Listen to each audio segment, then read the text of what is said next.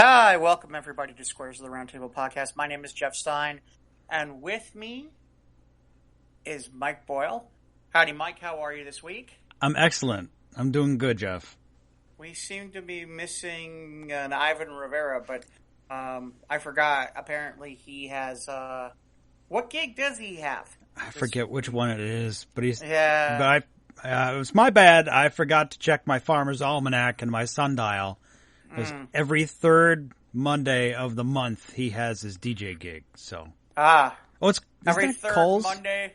Every third Monday of the month, when the sun shines off of the obelisk, and I don't know,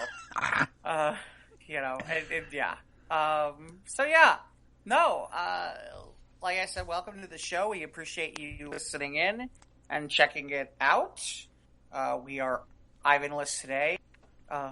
Sad face. But we're here, and we definitely have a few things we can discuss and talk about. So I guess I'll start off with you, Mike. How was your week? What'd you have going on? Did you see anything? Did you do anything? What'd you do for Father's Day? Well, not much for Father's Day. I fixed the screen. I had to take some work from home with me. There was apparently... Through the glass, a stray cat was fighting with my cat. It was through the glass, so we didn't have to worry about any of the people or animals getting hurt. But they had a fight through the glass, like pawing at each other, and one of the cats, the outside cat, the stray from outside, had scratched the heck. Oh, my screen was just awful, so I had to go and repair it. So screen repair is one of my many skills. My superpower is my ability to fix screen doors in super fast speed. So I did that on Father's Day, and then it was nice. Had some nice, some kind words from some of my coworkers on Monday because they know there was, it's one of those, well, it was the second one, actually. It's been almost 2 years since Dad died, and so this was only my second Father's Day without him because we had a good Father's Day 2 years ago, But anyway, then you got to get on to bad note. But anyway, it was nice. I had a good day. Yeah, it's funny. I have kind of the same thing with you with Father's Day, which is it's like, okay, I don't have kids. I have a cat. My father, well, yeah. Well, I don't even have that. It's like my father passed about 6 years ago. Mm-hmm. And so, like, for me, Father's Day is kind of like weird. It's like, in some ways, it's like, can we just have like Man's Day instead of Father's Day or something like that? So, it's what if there are some of us who aren't fathers kind of thing? I don't know. So. It's awkward. Yeah. Well, and the weird part is I've never really understood how this whole Father's Day thing works. Okay?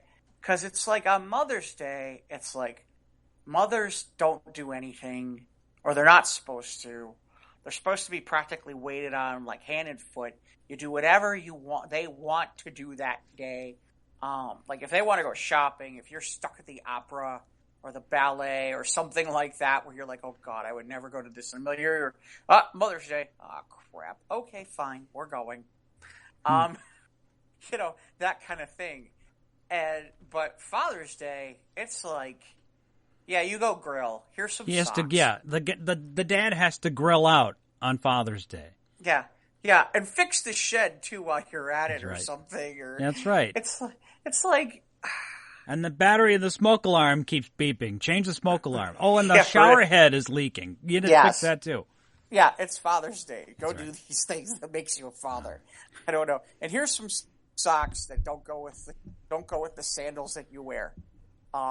I don't, Yeah, my dad never wore ties except for like really like formal events, and there was everyone. That's the gift that everyone says you get for Dad for Father's Day. But he never wore ties, so yeah. Of course, you go on Facebook and you see all the sentimental pictures, and so it's good. Dad, and of course, Luke Skywalker and Darth Vader. Happy Father's Day. Yeah, I done that. Yeah, or I'm Mary Poppins, y'all. Mary Poppins. Oh, God, yes, I'm your daddy. And then Mike starts ugly crying as usual. No, well. So yeah, it was a good holiday, good weekend, nice relaxing weekend. See, last week let's see. We'll get into Krypton a little bit here. Watch the first half of season 2, Cobra Kai. I love that show. It's like 50% 80s nostalgia, and the other half is just teen drama. And I dig it. I don't know. I just love this show, and it's like eat chunks of it. I love it. I'm waiting for it. Is it free? Is it officially on the free part of it now? Or I think season 1 is free. I'm not sure yet. Okay. But it's good. It's funny. I still love it. It's funny because CBS All Access is airing the first season of The Good Fight, which is the Good Wife spinoff. They're airing it on CBS Network. They're airing it 2 episodes every Sunday night. So the first season they're airing, which I find interesting because it's like, I just was like, well, I'll never buy that, so be it. I'll never see it. But magically it's on. Now, I don't know if they're doing it to try to spur people to buy it or what the story is, but I thought it was interesting just from the perspective of, like I said, it's well done. It's a good show. I'm obviously a few seasons behind. I'm curious if they'll show us season 2 as well, or season 3 down the road and keep us a couple seasons behind. But to me, I kind of laugh because, like, would it be interesting if, they decide to do the same thing with Discovery or some of these other shows? Which is to basically, after a few seasons in the summertime, when they need ratings, to bring them on regular CBS network. Well, with the streaming services now, it makes sense in that regard. In some ways it does make sense because it's like, maybe you'd get a few people to sit there and go, oh, you know what? This is really good. All right, I'm willing to plunk down $9 to see if I can watch this in a month. With the idea being that, if you're CBS, you're crossing your fingers that those people will sit there and forget next month. Or they'll think, hey, you know what? Maybe I should keep this. And that's, that's a legitimate gamble, I guess. I just don't know how people will. I'm just curious how people who bought CBS Access for a show like this to watch in the first place feel about the fact that that really, it's now all of a sudden, okay, CBS is going to air it for free. Well, they got to figure out a way to supplement new content with original stuff from the network, right? Right. Well, yeah. Well, and to me, it is kind of funny because it's like you're paying for this new content, and only a portion of the people are seeing it. And if you are a few seasons behind like this, sure, why not? Why not air it this summer for a little bit and see if you can spur that, or if you can pop a rating or two. Hey, you know what? Okay, now you've got something that you can air in the summertime and pick up some extra advertising money or extra advertising dollars. Who knows? Maybe it'll work. Maybe that's the direction. Although it's funny because you told me some things about Discovery that they'll definitely not be showing or have to cut. Yeah, they threw a couple of S-bombs and Klingon boobs. Was there Klingon boobage? Yeah, wasn't there Klingon boobage? No, not really. No. There was a little bit skin, but not much. Somebody said there was Klingon boobage. No. I don't remember. I don't know. No, if I would remember that, no. I would have remembered that. Okay. It's not like what the Duras sisters, with the cleavage, but nothing like that. Okay. But they just like some language and a little bit of little violent with the what you call it. But yeah, aliens. Like I said, to me, I was surprised. But, same thing with Cobra Kai, which is, it sounds like they're going to put that on something more of a advertiser kind of thing versus, hey, you got to pay for a subscription, which to me, I'm like, okay, I'm willing to go out of my way to go find it if I don't have to pay for it. Because after a while, it starts to turn into how many more of these things I got to pay for. Yeah, so like I said, I'm halfway through Cobra Kai season 2. Dig the show. What else? What else was?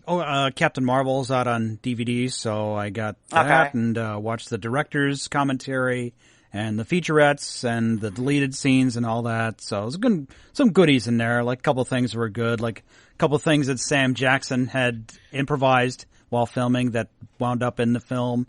Mm-hmm. And the deleted scenes were interesting. Most of the deleted scenes were okay. I like the fact that because when the Kree, they commune with the Supreme Intelligence, and you see the person they most admired, and of course, Carol saw the Wendy Lawson or Marvell because from her past, but there's a scene where Yanrog communes with the Supreme Intelligence, and he sees himself. And I was like, that was a really cool twist to it.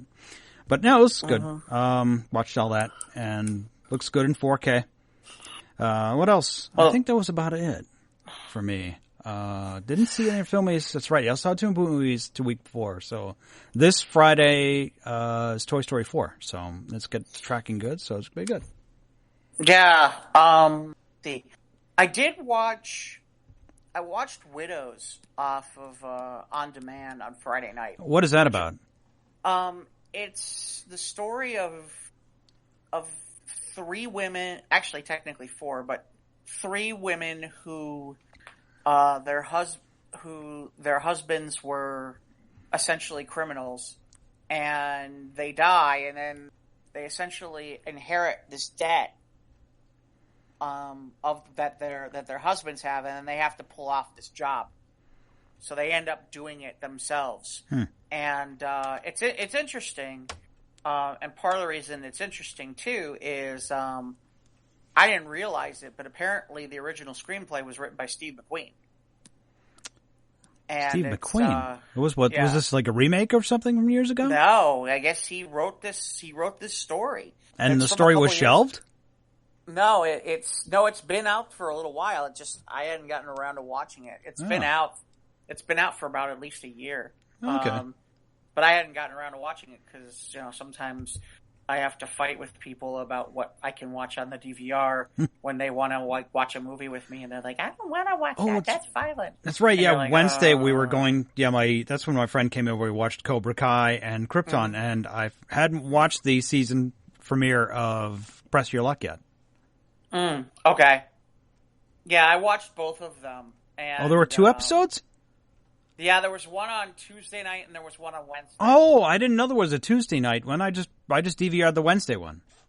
We'll talk about that here in a second, but yeah. Okay. So I liked Widows a lot. It was good. I certainly I'm trying to think of who's in good cast. Liam Neeson is in there. I'm trying to remember what the heck her name. Qui-Gon. The one God, what's her name? From what? I'm drawing a blank. I hate when this happens, when it's like, okay, it's a famous actress. I just don't want to sit there and say, this famous black actress. Well, that narrowed it down. Lupita Nyong'o? No. Who's the one from Suicide Squad, the woman who plays Waller? I didn't see Suicide Squad, all of it. Okay. I have the DVD, and I never watched it. I can't remember her name. Well... Okay, well... Anyway, really, she's really good. There's a couple other...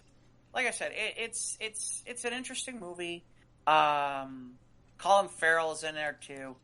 And whatchamacallit? God, why am I... Robert, what's his name? Oh... Older guy. Why is my brain drawing a blank? Robert Redford? No, not Redford. Older Robert. Oh, my brain is farting, and it's not fair. Don't worry about it. It doesn't matter. A good cast. Apparently, it's originally written by Steve McQueen, and it definitely has a McQueen feel to it. It's entertaining and, certainly worthwhile. If we're going to talk about Yeah-Mans, I would say it's about 3.5 out of 4. So, Okay. like I said, if that's what you're looking for. No, I'm sorry, Jeff. We use the 5 yeah men system here. Oh, I'm sorry. Then it's 3 out of 5 out of 3.5 out of 5. I'll go there. That's fine. Robert Duvall. Robert Duvall. That's who I'm looking for. He played Man at Arms in the Master Universe movie. Yeah. God, now that the name of the woman's going to bother the hell out of me. It's Viola Davis. She's in like, yes. IMDb. I'm cheating. I'm using IMDb. Thank you. Yeah, Viola Davis is like, Is it Viola or Viola? It doesn't matter. All I know is every time it's like she. Now I need to Google that. And she like plays the same. Sometimes I feel like she plays the same role over and over again. It's like it's the same woman who is constantly like the one who's like, I'm in charge, and this is what we're gonna do, and this is how we're gonna do it. And I'm a badass, and she has this like entire like persona of like, if you don't do what I say, I'm gonna take your scrotum and I'm gonna pull it up over your head. Mm. Well, if that's your thing. And the worst part is, she could probably do it. I mean, she's kind of got that thing going on. It's like, okay. But like all the movies she's in like lately, or even that show, the one with the Shonda Rhimes show, she's like that too.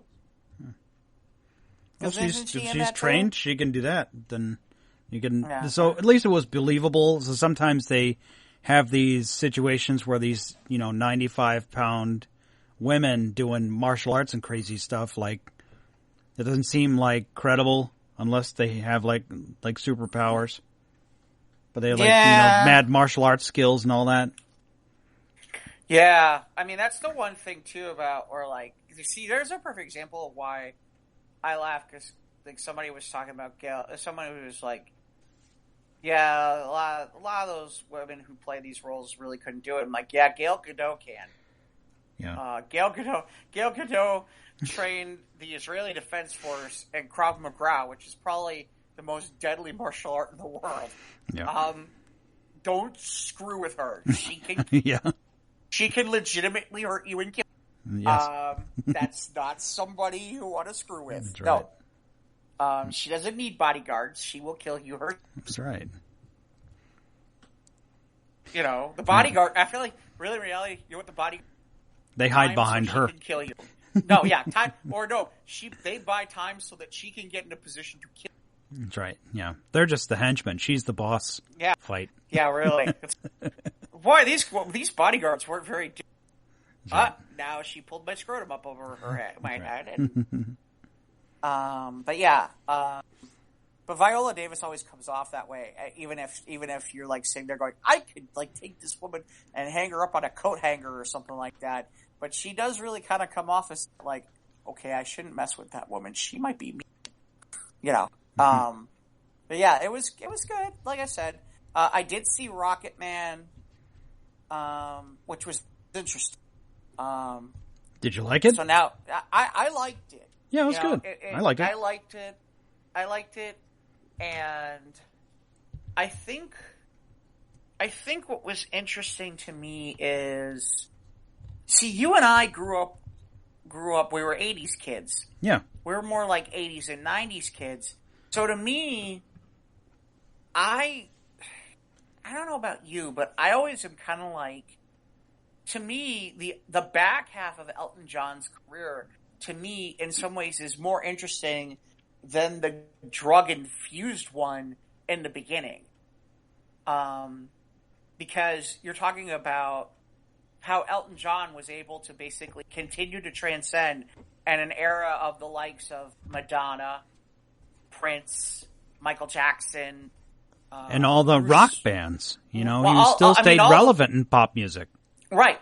And considering all the amazing pop acts of the 80s, somehow Elton John stayed relevant in the 80s. Yeah. And then even was relevant in the 90s. Very relevant.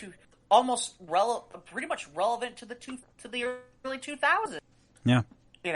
I mean, to me, that's the amazing part about Elton John, but none of that really is in the movie. Although, what's fun, I don't know if you caught this or not, I Want Love is one of the first songs they do in the in Rocketman, and yet I Want Love is a 2001 song. Yeah, I know. It's just like when they did Saturday Night's All Right for Fighting, and they talked about when he's working his way through bars or whatever. It was autobiographical in a musical sense, obviously. But like I said, I talked about it when I reviewed it. But it was done in a cool way, but it wasn't. It was just him telling a story, but the songs weren't chronologically correct, which is kind of, well, it was interesting because, like I said, it was interesting to me because it's like if you're going to talk about that time frame, and yet you're using music, you pulled music from later on some instances, which was strange because I'm like, that was kind of a weird disconnect moment for me because I'm like, okay, I know that this movie is talking about the first act of Elton John's career, and yet here's a song that I know was from the second act of his career. And the reason I know is because there's the video that's like, a lot of people remember where it's like young Robert Downey Jr. just kind of like walking, like through a hallway. And it's pretty cool. But, I thought I liked what I saw. Again, Tate Donovan out of nowhere. Good to see Tate Donovan in a movie. I don't know. Like I said, to me, I thought it was interesting. I liked it. The other thing, it was weird. I wanted to talk to, it's too bad Ivan's not here, because I wanted to ask him about something. Pinball Wizard, I didn't realize Elton John did a cover of that. Oh, did he? I don't know. Well, maybe it was just one of his stage shows. Like sometimes they'll play covers during the encore or something. Well, because at one point he's, when they're doing like the tour thing where he's like going. Yeah, it's the dizzying, And he's playing it, and I'm like, well, that's strange, because I know that's the Who. Yeah. Why is he playing it? And then apparently he covered it in 76, and the way I read it when I went to look it up, it sounds like they had him sing it for the Who Tommy movie. But I'm curious as to why, and I didn't know if maybe Ivan had an answer for that. But we don't have Ivan. One day we really need Ivan. No, his mega ability, but Yeah. Any musical news, we go right to him. He's our source for anything especially before 1980. He knows his stuff. Yeah, that's... But yeah, like I said, I mean, it was interesting. It just... Can I admit that it's like... Why do I have a feeling we're going to get more from like the 60s and 70s, from these iconic people from the 60s and 70s, where we're going to basically get this, okay, we rose up through the ranks, and then we got trashed on drugs and alcohol, and now here's our second act triumphantly. Okay. Yeah, but because all the vices Elton John had, he's lucky he's still alive. Right. Well, no, but I mean, like, okay, so now we've gotten... And now it's going to happen again with all these other artists. Right. I'm like, okay, who's next? Who's next that we're going to do another one of these just like this one? Because it's like... Throw a name at a dartboard. Right. I'm trying to think off the top of my head. It's like, who would you put up next that you could do something like that?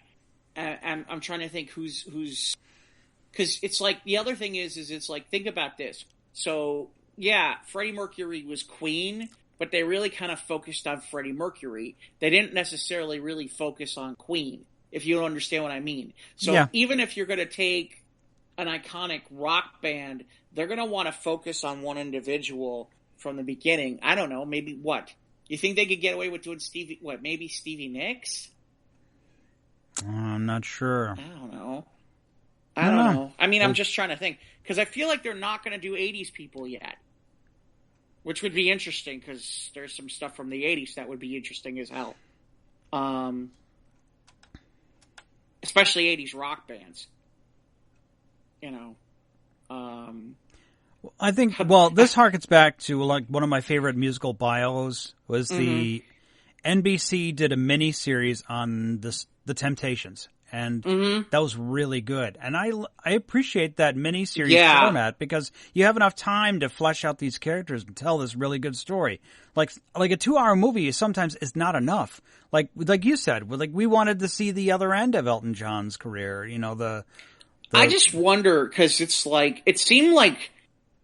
I just wonder because it's like I get the impression that they weren't interested in talking about that part.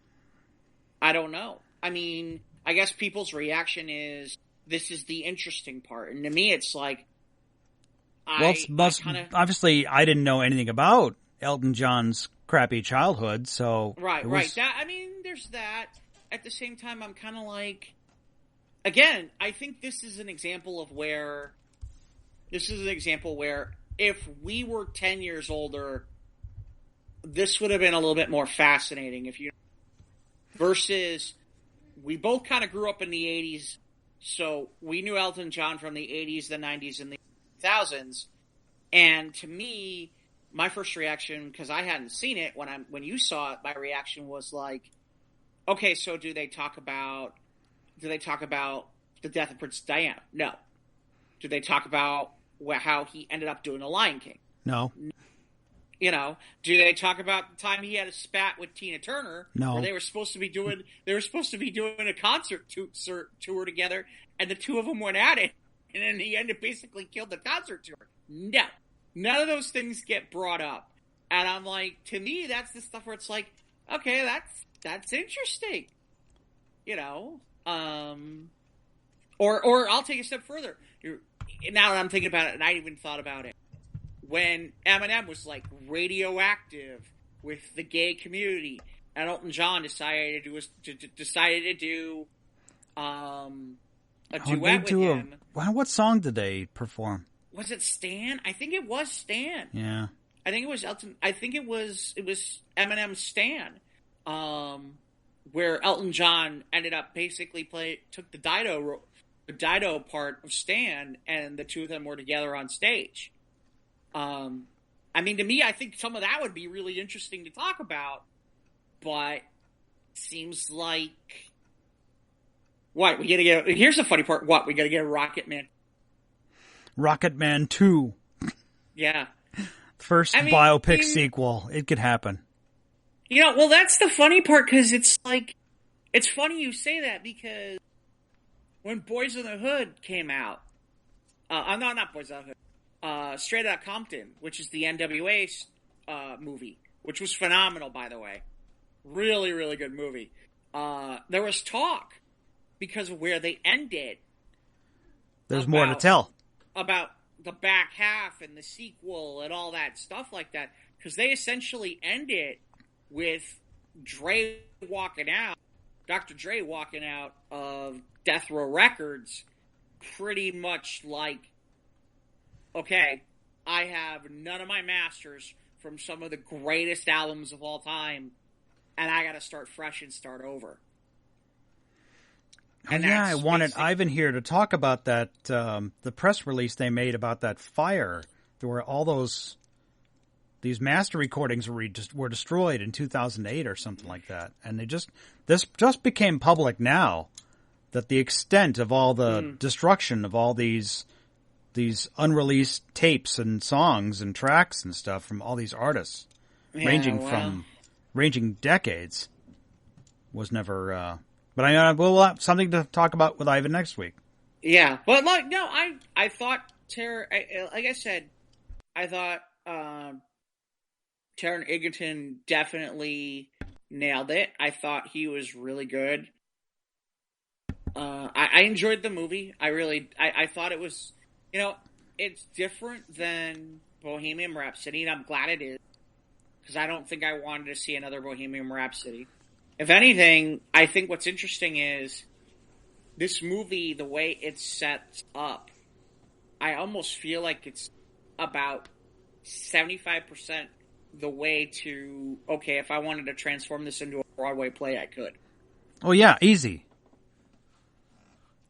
Like a Broadway musical. I think it could easily be done. We're about 75% of the way there, and this could end up being a Broadway musical. And it's funny you say about the Temptations, because that's on Broadway now too.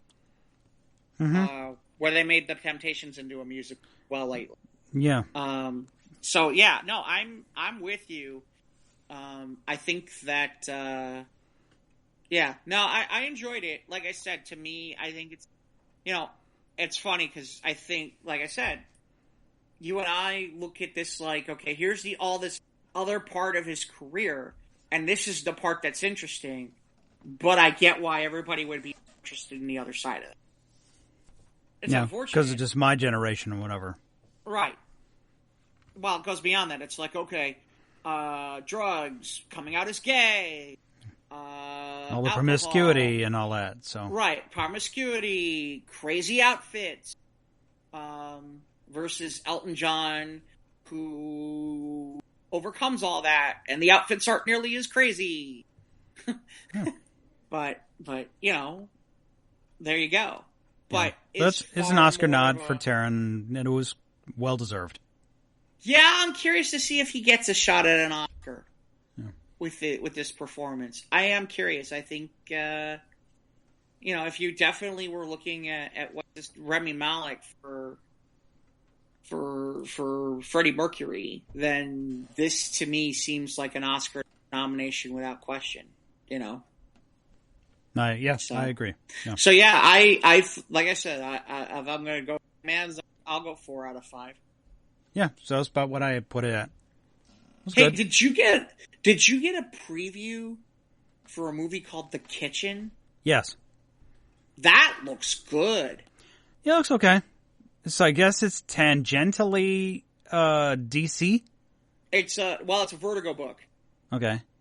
It's a Vertigo book, which means it's not in DC continuity. Right. It means that it's usually their more adult, more of their adult reader imprint.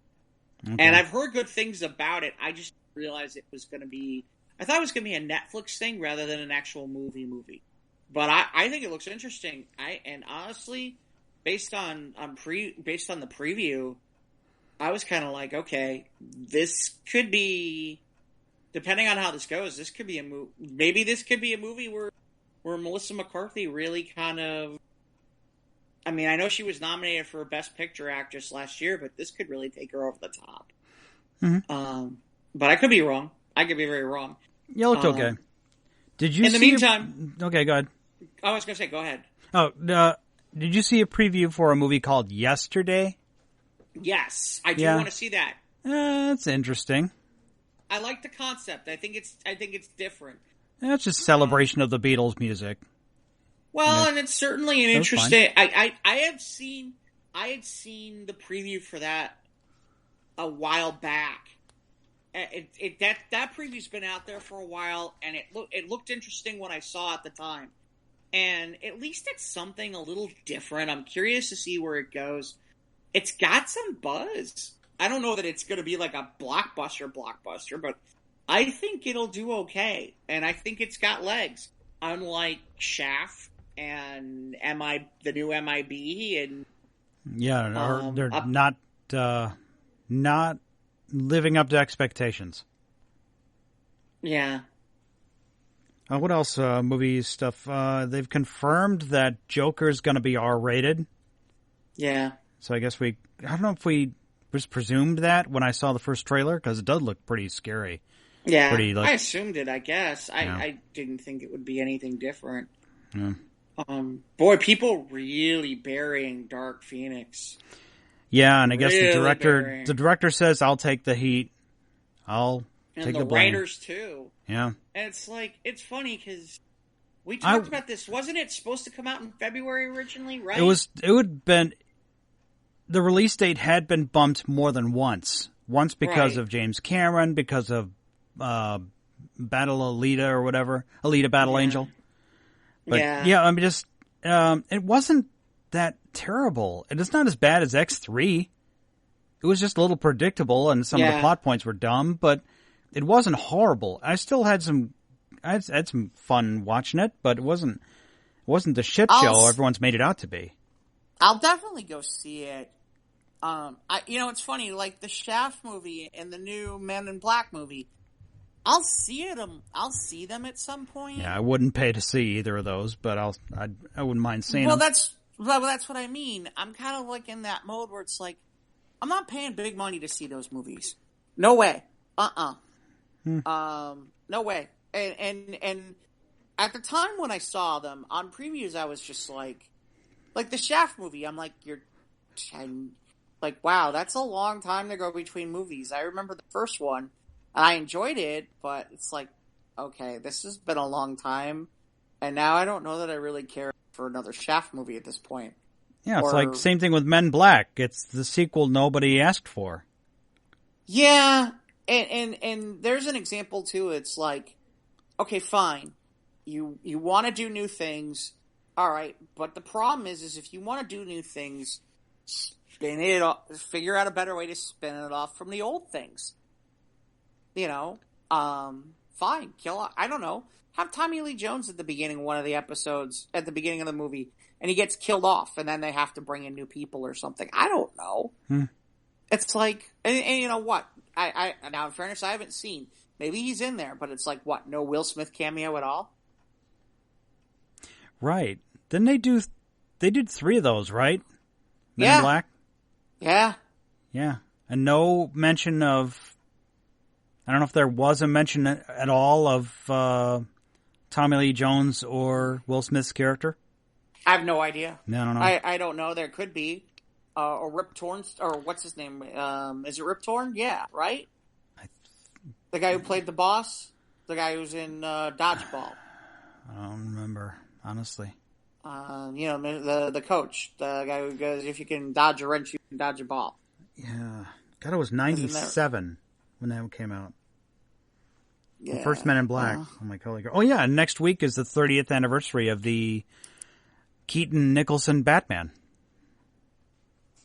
Mm-hmm. So I'm probably watching it over the weekend.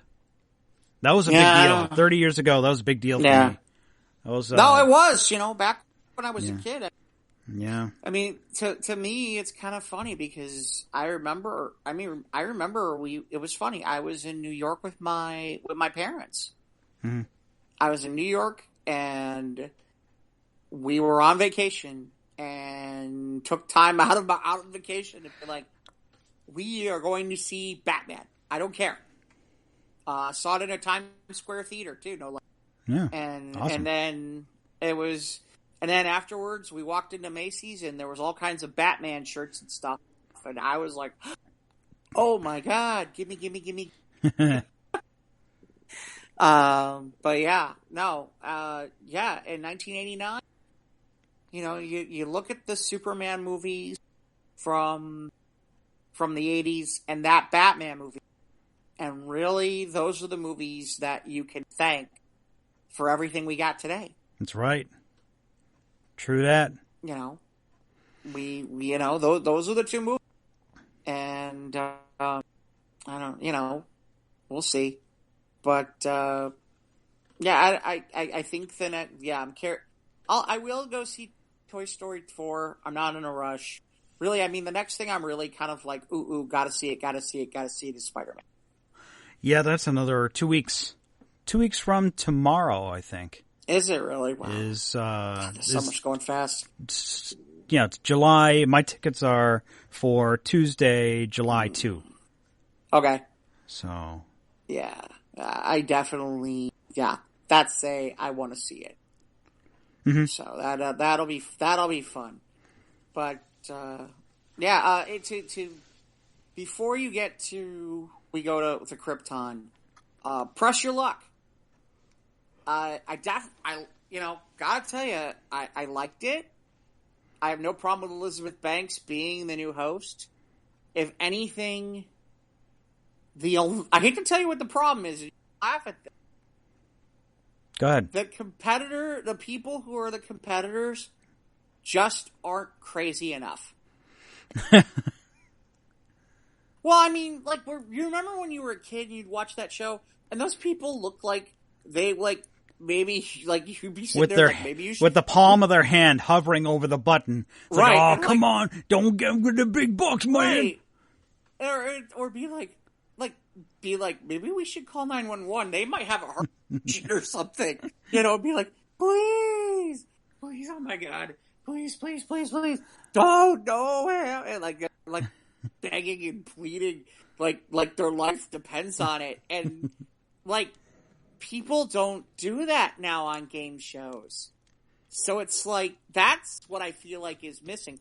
Although there was a little bit of that on Wednesday.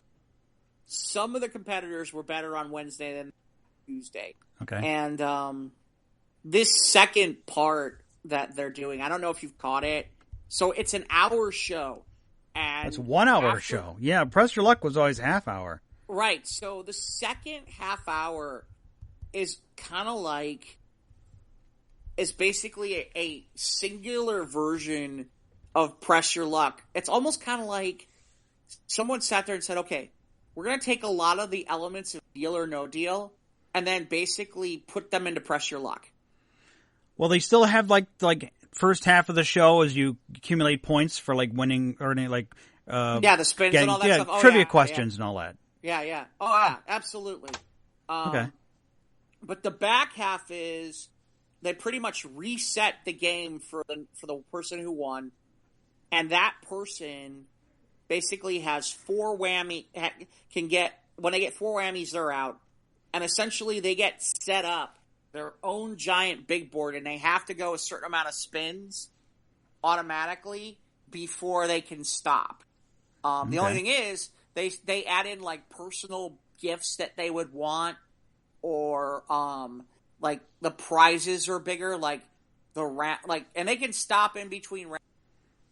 But like they'll go up to like 50 a tile that's like a 50,000 tile. Wow, the original game had no more than 5,000, but of course that was 30 years ago. So right, but like for example, like in this version, it was like this person wanted a trip to Paris, had always wanted a trip to Paris, so there's like a 2-week VIP like penthouse luxury trip to like Paris available, that kind of thing. Like, there's cars, there's all that kind of stuff. And yeah, no, there's a lot there. I just missed the part of where, I don't know, I think, and the funny part is if anybody gets up to 500,000, the game accumulates 500,000 in that part of the show, the game stops and they automatically double it and the person wins. Whoa. Nice. So the whammies, were the whammies funny? They're hit or miss. People's money away. They're hit or miss. I wish the whammies were a little bit more. In some ways, it's like, okay, they're canned now, and it's like either the people aren't doing enough, or the whammy, and now it's like the whammies are more about doing wacky stuff, that kind of. It's funny. The first night it was better. Like the first night. They had one where it was they were like The Bachelor, and the guy was handing out all the roses, and it like the money would go away. Or there was like one that was like the person was like Oprah or something, and the money went away. Yeah, those were pretty good. I a lot of ABC tie-ins. Okay, it would be cool if they had like the whammy, and the whammy was actually a little bit like more interactive, where it could be like taunting the person on purpose, like. While they're getting whammied, if you know what I mean. Yeah, they have that technology like now, especially in post. They just have the voice of the whammy saying, sorry, Glenda, wah, wah, wah, Well, they don't even need to do, like, in post, they can probably do it right then and there. Just be like, you're an idiot. or like, because, like, one person, I swear to God, no lie, this one woman had won a Jaguar, okay? A car? Yeah, the car. Whoa. It won a Jaguar, like, in the regular rounds. And it was like, oh my God. And then the whammy shows up. Oh, and I swear to God, it would have been hysterical if at that moment it's like, oh, look, a brand new Jaguar. Thanks, so-and-so. Yeah, something like that. That's the show I want. Right. Oh, yeah. No, that's what's missing. Yeah. That's the only thing that's missing from the show. It's like that. It's like the competitors like dying on stage and the whammy just not mean enough. Otherwise, it's right there. And I heard the ratings are So, maybe they'll tweak it. Maybe they'll do things that they need to do. But yeah. And usually the summer is not, ideal for new programming. A lot of trial balloons this time of year for news shows. If anything, a lot of them don't really make it through the summer. So we'll see. If anything was interesting, I'm not a fan of Card Sharks, but the freaking people on Card Sharks, if you took the freaking competitors that were on Card Sharks for the first show and you put them on Press Your Luck, now we got a show. Because those people were nuts. I mean, those people were nuts, and the one guy was like jumping around and dancing all over the place. And I'm like, that's who you need. That's what you need on Press Your Luck, is those. Because those people would be having a small fit. Well, then it's the producers and people in the studio saying, because trying to rile up the audience, because you will see it on Deal or No Deal, not Deal, but what to call it? Let's Make a Deal with Wayne Brady, or you see it with Price is Right with Drew Carey. I mean, the people get really animated when they get up on stage and they get to meet Drew, and they're hugging him and they're jumping, they're hopping up and down. It's all about the people in the studio, the producers saying, okay, this is all for fun. Hope you guys have lots of fun, great prizes, so have a great time, and everybody, just to get the crowd riled up, Maybe that's part of it. It's like, here, I'll give you an example. Like when the woman lost the Jaguar. Yeah. Okay? And she's like, she was certainly upset. Yeah. But imagine if it was like you or I lost the Jaguar. It wouldn't be like, well, we'll just get right back on the horse. Yeah. Like, ah! Yeah. No! You stole my Jaguar, you little freaking stupid troll. Give me my Jaguar back. All right. We'd be like a little bit more animated. Like I said, it's a good show. I'm glad it's back.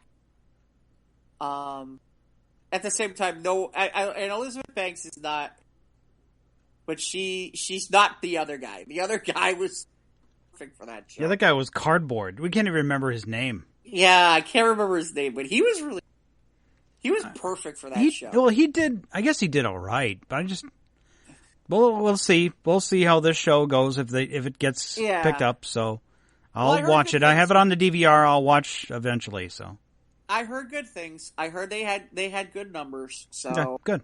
So far, so good. But yeah, no, that's.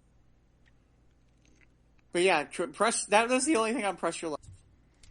Okay. Why? Because I'm watching it and I'm like, I feel bored. What's the problem? Oh, I know what the problem is. These people aren't crazy enough. These people, and when I say that, I mean like the contestants are not crazy. It's like they've all been conditioned to like they've seen enough game shows where they're like, yeah, it's just great to be here. No, I want to win some I want to win some cool stuff and screw these other people. Right, I got $30,000 in Grammy just by money. Right. This isn't Jeopardy where everybody's civil and it's all quiet and very polite applause when somebody wins the Daily Double. No! This is Press Your Luck. It's us versus them. Like Deal or No Deal. Like when the wrong case goes away and they're like, that's okay, that's all right. And it's kind of like that mentality. And you're like, that's not what this show is about. That's not what this show's about at all. This is about, this is the show where it's like, yeah, I want you to be like, not be like, all right, that's okay, that's all right, that's, or like, ah! So, I don't know. Thoughts on Krypton? Let's get there. It certainly was a season 2 premiere, and sure enough, not enough happened, but it was still like, oh my god. Yeah. I'm okay with it. They spent, it seemed like the Phantom Zone's pretty easy to get out of when you got the Rock of Justice or whatever, but I guess spoilers for anyone who hasn't seen the season 2 premiere of Krypton. Seg makes it out of the Phantom Zone in about what seems like 10 minutes. Not even really. Well, they can't just... I see why they can't dwell on Seg just being all like trippy and just trying to figure out, because the Phantom Zone is a bunch of nonsense. It's you don't know, you have no concept of time, and I like that idea where it could be days, could be years. See, that's not how I thought the Phantom Zone looked when they did it. Where it's like you're totally like that trippy. I thought it'd be more like, okay, you're walking around and then you can see things at different times, and it's a little bit more clear. Because in the comics, it seems like you can kind of watch from afar and it's clear at times. It's not nearly like as trippy like that. And I thought there'd be more time where he and Brainiac had to talk in there. But yeah, instead they're just walking around in the back lot of the studio. They got lost. They left the back door open. It's like, where's the food truck? I'm hungry. But I will say this. My biggest hit, I will give them, one of my problems with Arrow this year is they put Oliver in jail. And I'm like, all right, fine. And he was there for like an episode. It was like, all right. Now he's there for 2 episodes.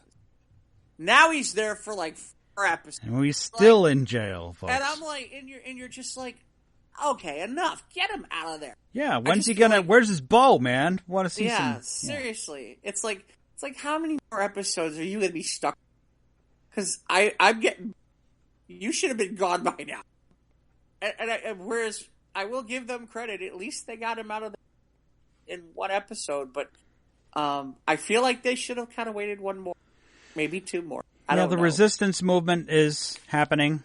Yeah. So that's what's going to be obviously big part of how the people of Krypton were going to repel this rule of Zod before he gets to outer space and takes over everything. So, but Adam it seems like Adam had a lot to do in this first episode, and that's good because he's got the device that allows him to travel like that. So that's cool. No, I'm fine. I'm satisfied. I'm looking forward to seeing more episodes. Yeah, that's the Zeta beam. Yeah. Yeah, right. I gotta say, I'm glad that Adam Strange is not time, because if I was like a classic Adam Strange fan, I would probably hate this show. I really would, because they totally make Adam Strange into like this inept idiot. Who seems to be bungling, and that's like not the history of that character, right? At all. He really is more of a classic character, very much more like a Buck Rogers or Flash Gordon kind of character. Much more competent. Yeah. Oh, far more. Yeah. And of course, they wait all episode to give us the one thing we all want. And not enough. Not enough Lobo. Pretty much the only Lobo we saw is what's in the promos. Yeah. Only promo Lobo. That's all we got. Yeah, really. Promo Lobo. I think that's this week's episode name. Promo Lobo. Promo Lobo. I don't care for the accent, though. I always remember from Justice League where he's just like this. Was it Ron Perlman who was the voice of Lobo? I don't remember. I thought it was I don't forget who it was. Everyone's got Raymond. Yeah, maybe it was.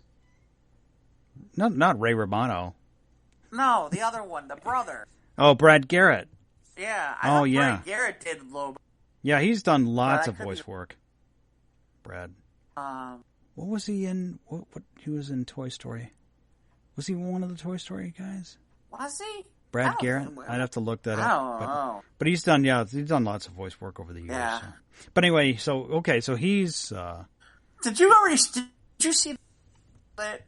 I'm sorry, so go ahead, Jeff. Did you see they were already greenlighting a pilot Lobo?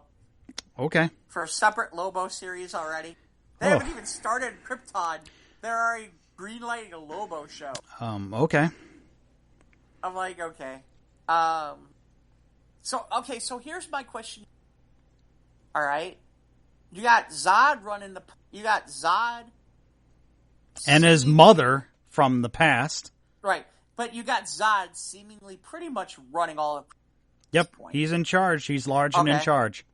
You got, Brainiac ain't dead. Oh, of course not. No. Okay. So you got him roaming around. And then, by the way, not seen at all in the entire episode, Doomsday. Yeah, all we hear is that he's, like, missing, so... Mm-hmm. Right. But a guy like that, I think it's hard to find... Hard to make... What I'm trying to say is, Doomsday would not hide. Wherever he is, you'd kind of know he was there because of the death and destruction that followed him. Mm-hmm. Which makes you wonder. Yeah. Yeah, I guess here's where I'm getting at this. So let's kind of do the role on the other side, shall we? You have Adam Strange, the Resistance, which doesn't seem like much of. It's like 3 people. Yeah, Seg. By the way, P.S. All the Kryptonians under a red. Yeah. Okay. So you've got Seg. This 3-person Resistance, and really now it's down to like 2 because they stole what's her name. Yeah, the white-haired chick who was was it Corvex? Was it House of Vex or whatever? Yeah. Okay. And then the silver-haired chick, the uppity chick. Yeah. Right. So you got her. You got the couple of others. Okay. You got Seg L. Seg's grandpa. And you got the grandpa. You've got Adam Strange, who's kind of bungling, and maybe you got Lobo, but you never can really trust. Maybe Lobo. 50% of the time, you got Lobo on your side. Okay. What odds are you giving these people? No, that's why they have to create this resistance. I don't care what resistance you have. Yeah, it's like they're like reconditioning their populace. Nonconformity is eradicated. Yeah. I mean, I'm just like, fine. Maybe one of these threats they could all together. But I don't know. Zod, Brainiac, and Doomsday.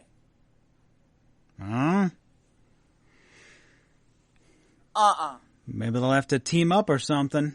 But we'll see. That's what I mean. I mean, I'm just like, I feel like it's like, and they're already kind of bidding, like, playing both ends.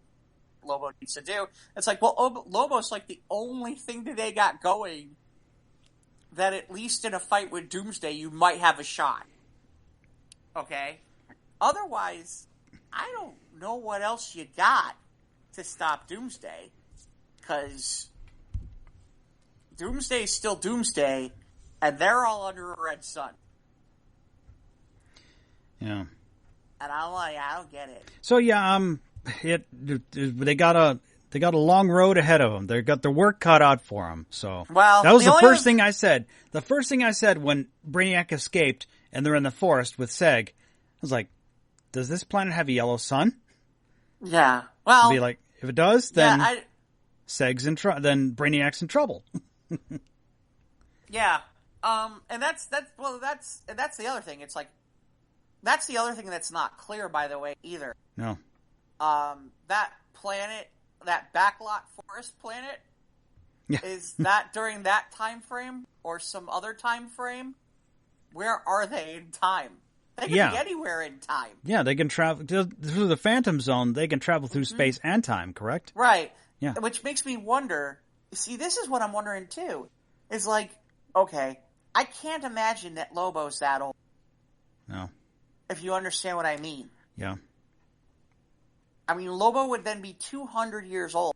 No. Plus. Oh, yeah, that's right. Yeah.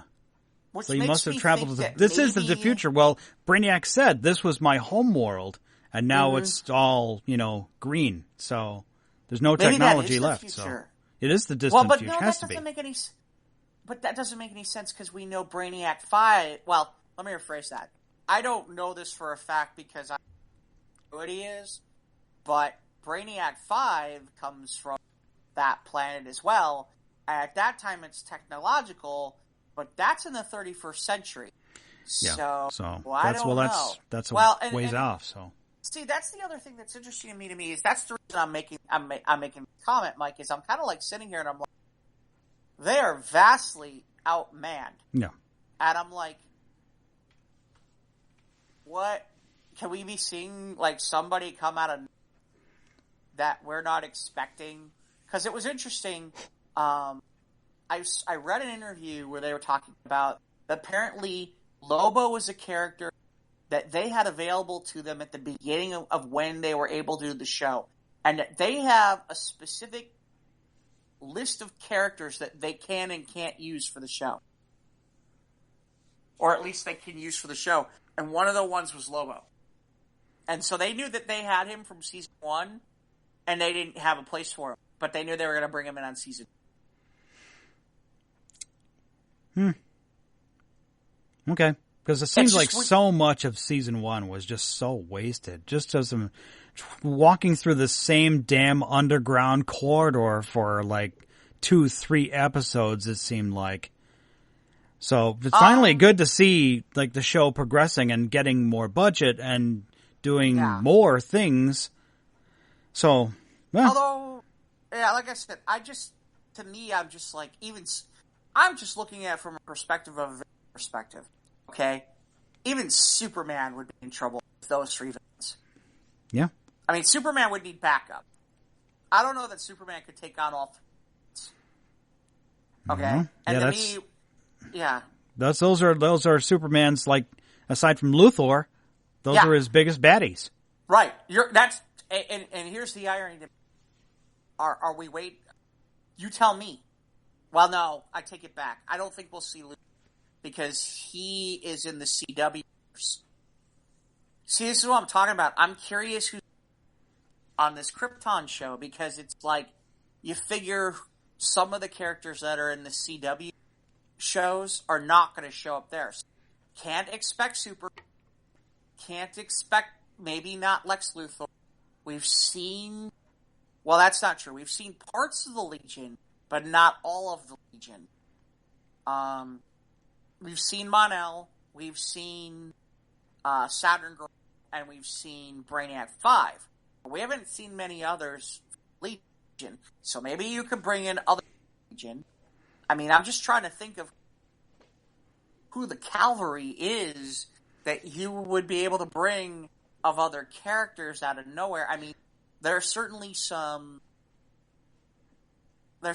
are some people I can think of that would fall into that, but I don't think they're going to get access. They're a little obscure, like the Omega Men. Yeah, or maybe... and then don't forget we are getting a Stargirl series too, so that's going to take some more of the pie away from the DC catalog.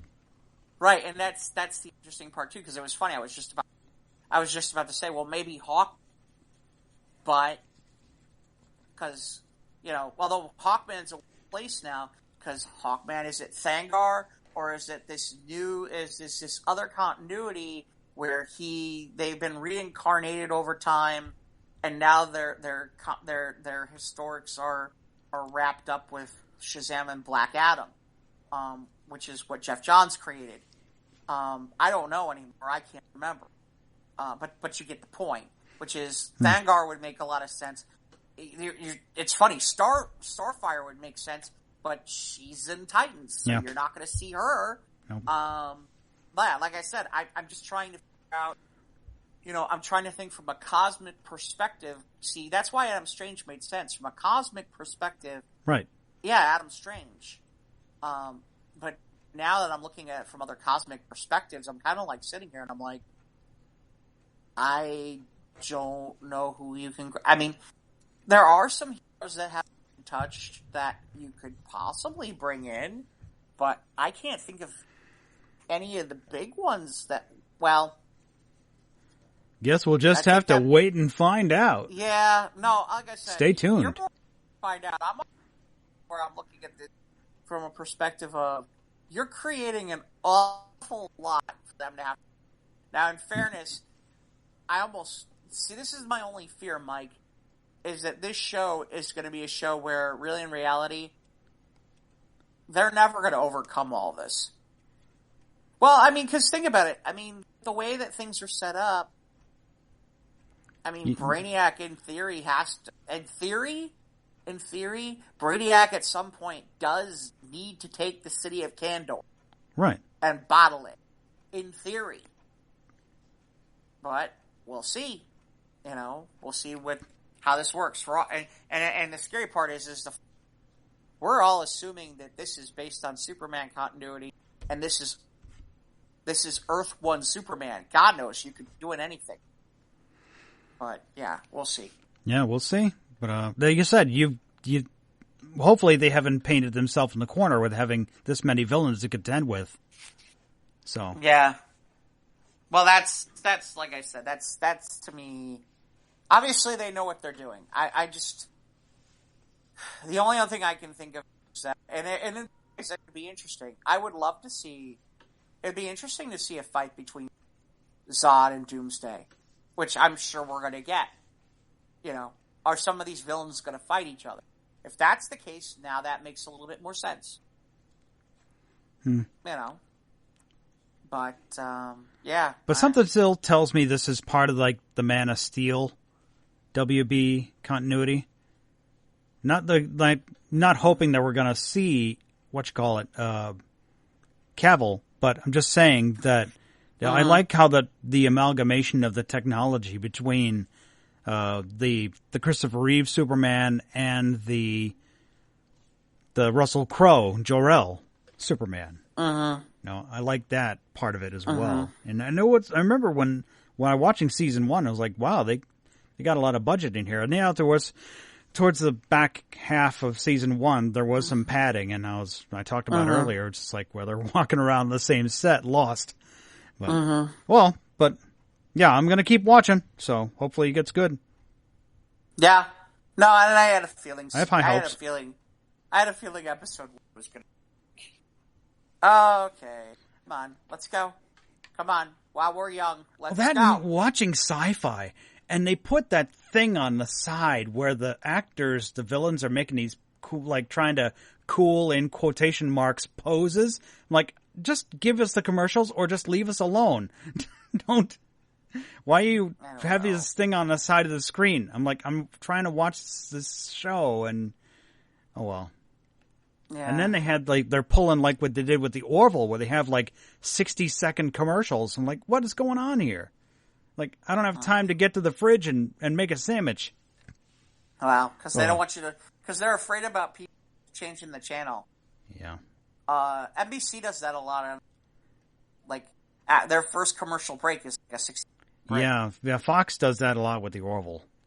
Yeah, they do that with certain shows. Okay. But, yeah, no. Oh, hey, speaking of which, apparently we missed it should have come out this week. It should have been Justice League 2. Really? Yeah, I know. Really? I can't believe that was a story. I can't believe that was apparently, because I'm looking at it like online. This was the projected release date. Yeah, this was a projected release date of Justice League 2. I'm like, oh, thanks for. Yeah, I remember like 2 years ago with all this great stuff they had planned for 2019 for the 80th anniversary of Batman, and none of it happened. They're like, shit. Yeah. So. Oh yeah, speaking of DC missteps, misfires, or whatever, I guess CW put out a teaser, like a sizzle teaser thing for Batwoman, and it's not, people aren't liking it. Do you see this? You know what I'm talking about? You know, I'm aware of the teaser. I didn't think it was as bad as others. It just, well, it all comes down to not just like fighting the patriarchy, but giving a homeless person a gold watch. That's what most people have a problem with. I guess. And then just all the dude bros be all like, Batman's dude bro. Like, I'm not about that. That's not my problem with it. I was okay with it too, but it just seems like the internet is like coming back swinging after this little promo, and it's like, all right. There's a few people that it's like that. It's like it just didn't look like a promo, and I'm like, about this problem later. I really will. I think it's... You think it's what? I think it'll be fine. Yeah, I'm sure Batwoman will be fine. I'll watch it because it's interesting and Ruby Rose is smoking hot. But yeah, it looks good. I'll watch it. Yeah, like I said, to me, it's intriguing and it's interesting. And there's another example where what they can and can't use and what they can and can't do. Because, okay, great. You've got a Batwoman show. Well, forgive me, but Nightwing would be a great person to add to that show.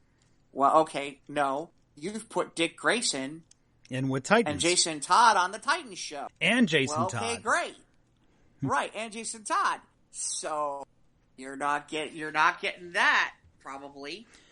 And you're probably not getting Batman.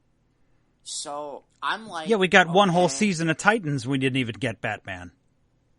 I thought you did. We finally had Batman in the final episode, but it was just Batman, no dialogue.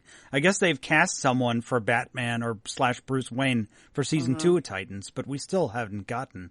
I was like, that was my running joke while watching this with my friend Bill about how Titans is pretty much Batman is like the grown up in Peanuts. You see Dick Grayson saying, "Come on, I want to fight too." But yeah, because you only see like no dialogue for Bruce or anything. So yeah, I have now had 3 people, you, another friend of mine, and I now have had 2 other friends of mine who are like, you're gonna hate this show. I'm like, and I'm like, really? They're like, yeah, you're gonna hate this show. You're gonna hate it. I'm like, really? It's slow going, but it gets interesting towards the end, like especially when it's pretty much the show about Raven. But once we get season 1 is pretty much all about Raven and the build up to Trigon. Yeah. And of course a lot of it is also Dick Grayson and dealing with his demons and quite a bit of Hawk and Dove, but not so much about Beast Boy or Starfire. Yeah, well... But if you can see it for free, I'd recommend seeing season 1 of Titans. Well, I'm really tempted to buy the DC Universe for a month because I'm hearing good things. I'm hearing good things about Doom Patrol, and my thought process is... Yeah, I'm hearing good shit about Doom Patrol. Yeah. So I'm tempted to buy it with the idea being between... the new Young Justice that's on there. Oh, that's right. Yeah, in July we're getting season 2 of Young Justice. Well, we've already had the first half of the season that's on there. Okay. So it's like there's half of the season there. There's a full season of Titans. There's a full season of Doom Patrol. And then, see, I almost kind of want to wait until after either Swamp Thing or Star to try to do it. But there's all these rumors that it may not exist. Well, there was an article about DC Universe is not living up to expectations. Well, this goes back to... Here's an example of where some people had an idea, and it was an interesting idea, and I'm not against it, but they thought small. Versus where Disney realized what they had, they were smart. Which is, hey, you know what? We've got Star Wars and we've got... And this is 2 great franchises that we can use to launch our Disney Plus. Okay? And people will buy because people are interested. What Warner Brothers seemed to do instead was, well, we're going to create, like, this DC channel. And it's like, okay, great, but why would... And then the question has always been, well, okay, if Warner is going to create their own streaming service, how does that fit in? And I think there's a lot of people whose reaction is, well, I have a feeling at some point they're going to make this into a gigantic streaming service. And that's now what it looks like. And in reality, they'd have been better off thinking that way from the get-go. Yeah. I am surprised. I am surprised about the fact that Swamp Thing was pretty much canceled after the first episode. Like, basically, essentially, they're going to get one season and that's it. And that's kind of surprising. Like, I've heard they haven't gotten... That yeah, that doesn't make sense, though. Why they should, after not even airing the whole first season, say, nope, it's already done. Like, maybe they're... I don't know. Maybe that's a trial balloon. Maybe they're hoping that if Swamp Thing does... track positive, that they'll say, oh, we were just kidding. We'll bring you here. We'll make season 2. Maybe. I mean, I think some of it, look at it from this perspective, okay? Look at what Disney's doing with Disney Plus with Marvel. Think of the different characters that they're using to create miniseries with. Okay? Loki, Winter Soldier and Falcon, a Hawkeye series, Vision and Scarlet Witch. Those are all characters that everybody knows who that is. Okay? Now look at what DC Universe started with. With the exception of Titans, the other series are not characters that are major characters. No. We're all like third tier. Yeah, I mean, once upon a time, Swamp Thing was a hot selling Vertigo, but that's been a while, and that's not mainstream enough. When did that old 80s movie come out? It was like early 80s, this Swamp with Thing Heather movie. Locklear, yeah. Was that buxom brunette with the perm? I don't remember her actress's name. Or was it Heather Thomas? One of those was in it. It was either Heather Thomas, but one of them was in it. And yeah, I mean, like Doom Patrol. I like Doom Patrol, but that's not gonna get the general public to come. Or Stargirl. Stargirl's not gonna get the general public. Now, the Young Justice cartoon, people, that's a lot of the bigger heroes. The Harley Quinn cartoon that they're looking at doing with Kaylee Kutko, that's supposedly coming out. Those are good projects that make sense. I've watched the last 3 direct to streaming / DVD DC Universe animated features, and they've been really good. Yeah, I mean, I don't know. I just feel like, in a lot of ways, DC has their shit together. We've talked about this many times here. Yeah. No, when it comes to TV, it's funny. When it comes to doing TV and animated, yeah, DC is kicking butt. I think DC's doing much better than. Now, there'll be some people that will disagree because they like the Netflix shows. I didn't. I'll tell you this right now. I thought the Netflix shows were so boring. And I'm glad that they're gone. And I don't mean that I don't. And I don't mean that I don't want those characters back. But those shows. Come on, not even Daredevil. Did you ever see Punisher? I heard season 1 of Punisher was good. See, Punisher I didn't see, but by that point I had seen. Okay, so by that point I had seen 2 seasons of Daredevil.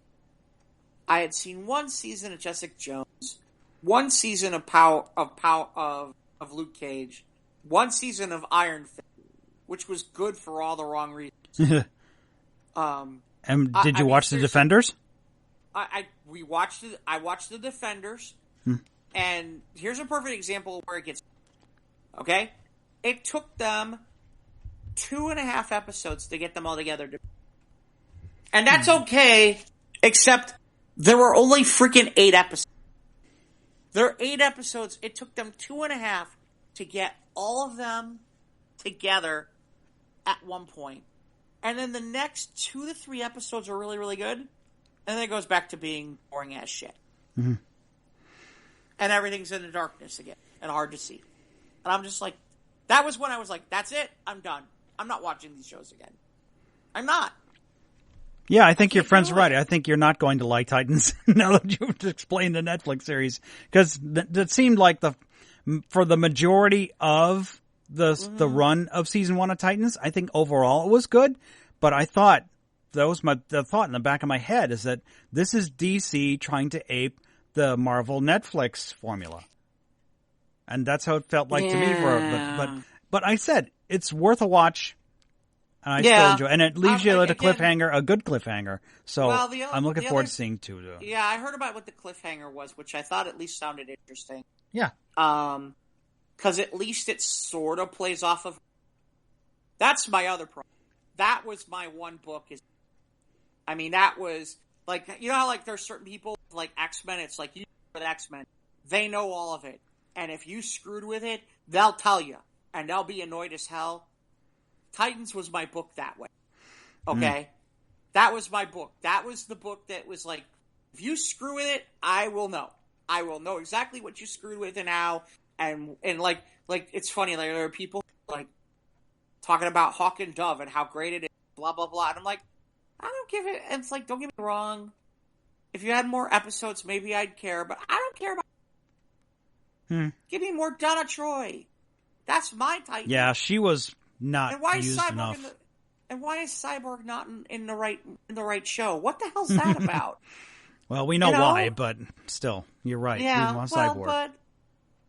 But yeah, I mean, and then my understanding is I didn't even see the show, but people are like, oh yeah, it takes them practically all season. Oh shit. Yeah, it's not till the last few episodes where the four of them are finally okay. Let's test our powers. So, like I said, it's But as a Titans fan, I think you should still watch it. Can I ask you a question? Do they skimp on Starfire's powers? Yeah. Like, does she not use the powers very often? She uses her powers when she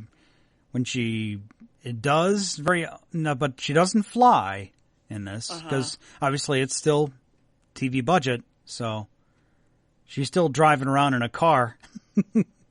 Well, maybe she doesn't realize, but shit, she lost her memory, so she hasn't realized her powers. Then maybe that. Okay, you can do that. Yeah. No, because seriously, no joke. Iron Fist. Okay, I swear to you, Iron Fist.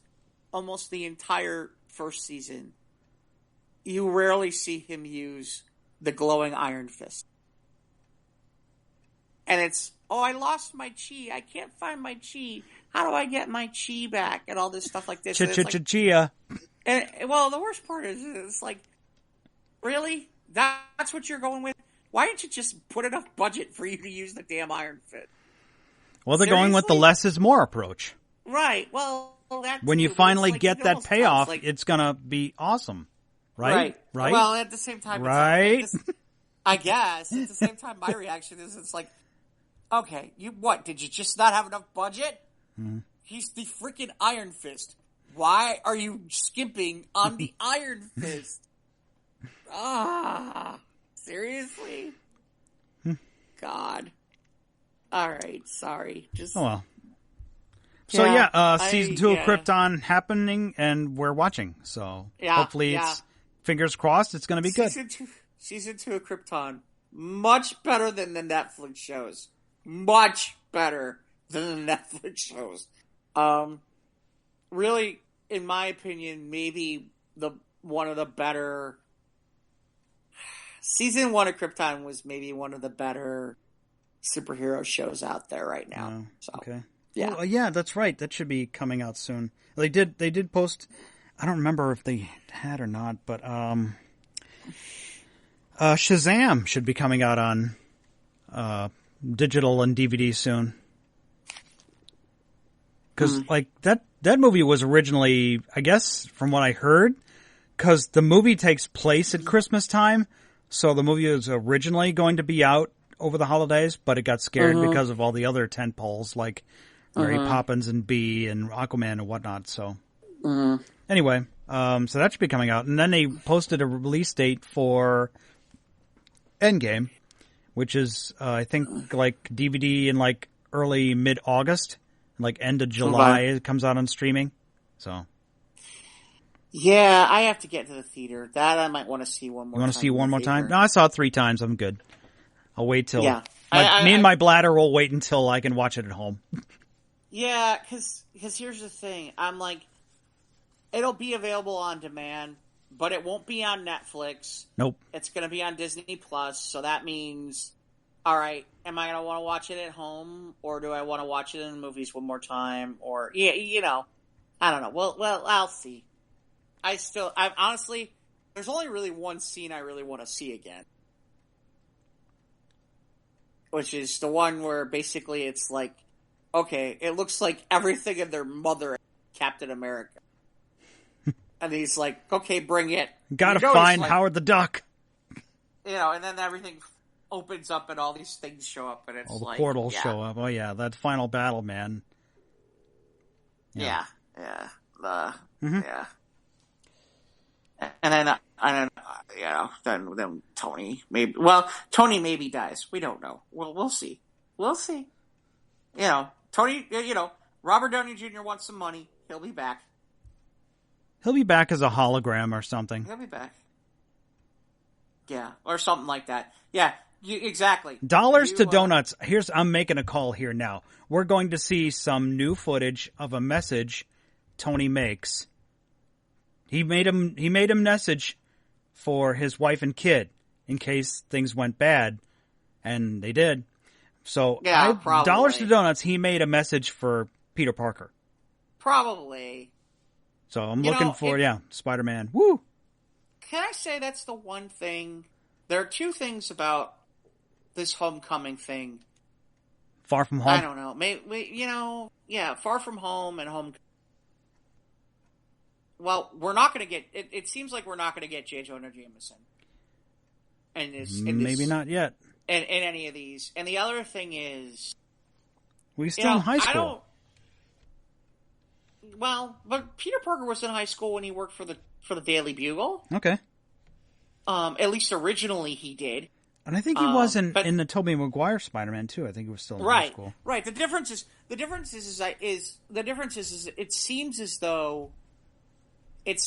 though in the Marvel in the MCU Spider-Man, Aunt May seems to have a decent enough job. Yeah, and if she and Happy are dating, then she's going to be okay. Right, that you don't need Peter Parker to work at the Daily Bugle, which is I guess that's okay. Yeah, but we got enough of that with the Tobey Maguire Spider-Man, Yeah, I can never have enough. I can never have enough J. Jonah Jameson, though. He really is one of the best characters created. Although nobody can do it as good as what's his name, the guy who played him in the Tobey Maguire. He was great. Oh, what's his name? He was perfect. The guy who played Commissioner Gordon in the Justice League and he's in the Farmers Insurance commercials. That guy. Yeah, that guy. He's great. He's awesome in that. He was like, Sir Ian McKellen was born to play Gandalf. This guy was born to be JJJ. Yeah. Oh, yeah. No. That one scene in Spider-Man 2 where he's like, boy, I wish we had Spider-Man. And he steals the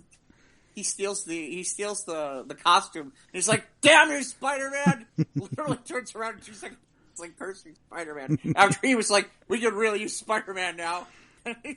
Well, I think we saw some of that in Spider-Verse because there's a percentage of the population where it's like, he's a menace. Yeah.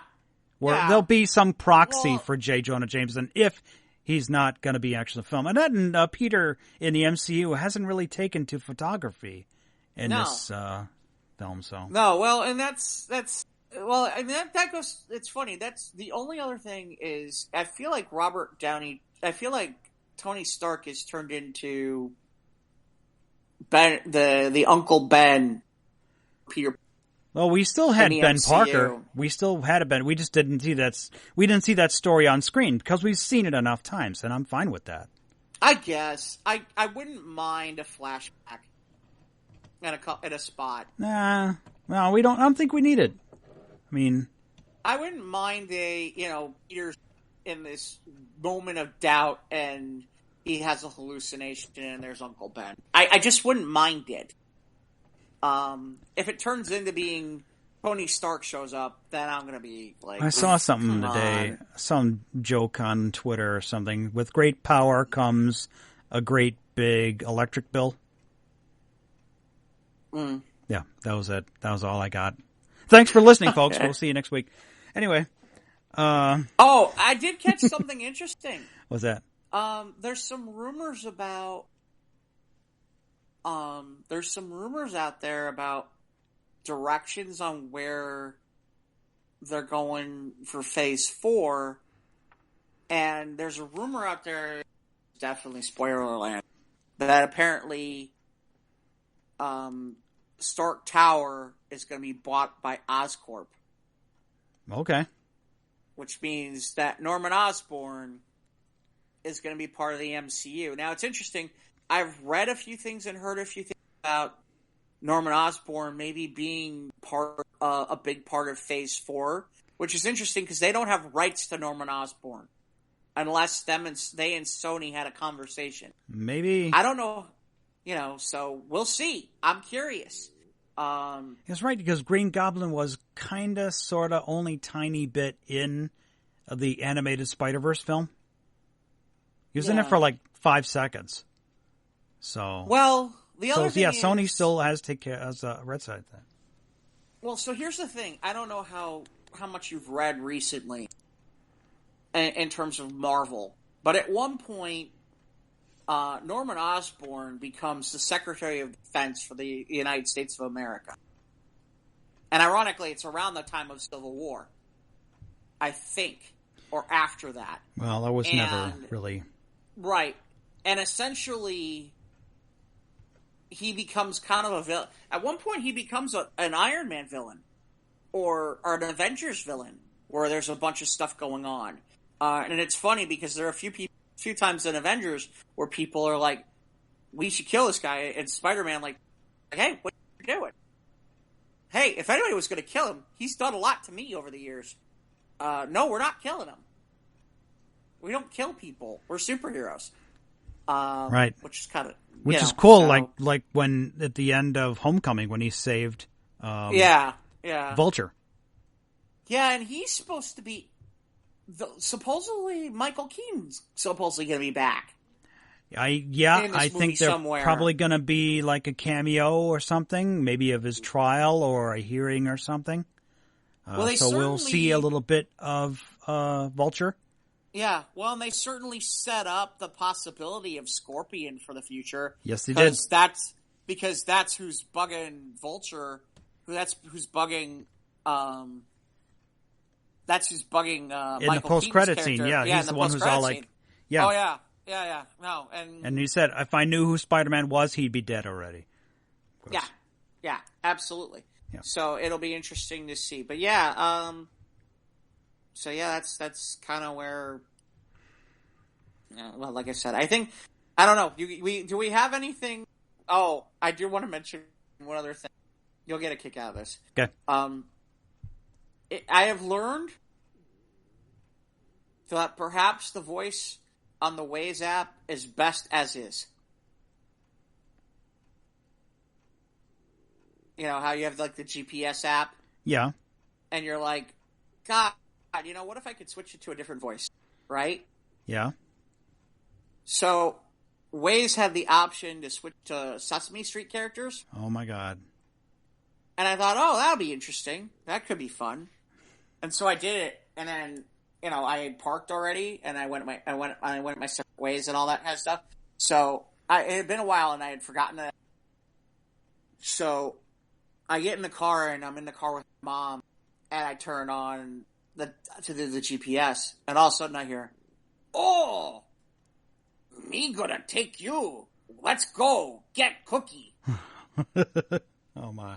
And I'm like, right. And I'm like, what the? I'm like, oh yeah, I did do that, didn't I? I remember when we were traveling with my friend Matt. We had gone to Canada, just over the border. He lived in Buffalo, and we went over the border to Canada, and he had a saucy British voice. After 30 yards, turn right. On his TomTom, of all things.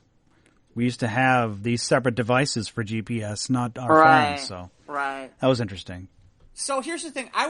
You'd think Cookie Monster. Nothing about Cookie Monster could piss you off, right? Apparently, not when I have to deal with traffic. I got stuck in a really bad construction area. Yeah. And literally, this is what he tells me. Oh, traffic backed up. Gonna take a little while. Maybe we play I Spy? Oh, God. Okay, this can get... I see maybe something to entertain the kids. That's how you have to see it through through the lens of having to deal with kids in the car, too. I guess. But I'm sitting there at the moment. I'm running late. This traffic is horrible. Yeah. This is the last thing on my mind. And he want to play I Spy? No, Cookie Monster. I don't want to play I Spy. No, I want you to get me out of this godforsaken stupid traffic jam. Get me out of here. Get me a cookie or something. Damn it. I'll see. I so far. The only thing that's interesting is supposedly it was supposed to be multiple Sesame Street voices rotate, but for some strange reason I'm only getting. And in some ways I'm kind of thankful for this because I found out who the other rotating voices are. Who was it? Big Bird. Yeah. Oscar the Grouch. That could, like I said, yeah, okay. Maybe. And then there's this last one. And I know as soon as I say it, I know what my reaction would be if I had to. Elmo gonna help you get where you gotta go. Elmo. Of course. Oh, wow. God. I'd throw that thing out the window after 10 minutes if I had to listen to that. Oh, exactly. I'm just glad mine is stuck on... Because I love Big Bird, but I don't think I want Big Bird giving me direction. And I don't... And Oscar the Grouch might be jerk. And Elmo, you don't want Oscar saying, recalculating. Yeah. I think at one point they had the option to use C-3PO, and I'm glad I didn't. I'd have understood Han Solo. It's like, no, I need a Jawa on my GPS. Yeah.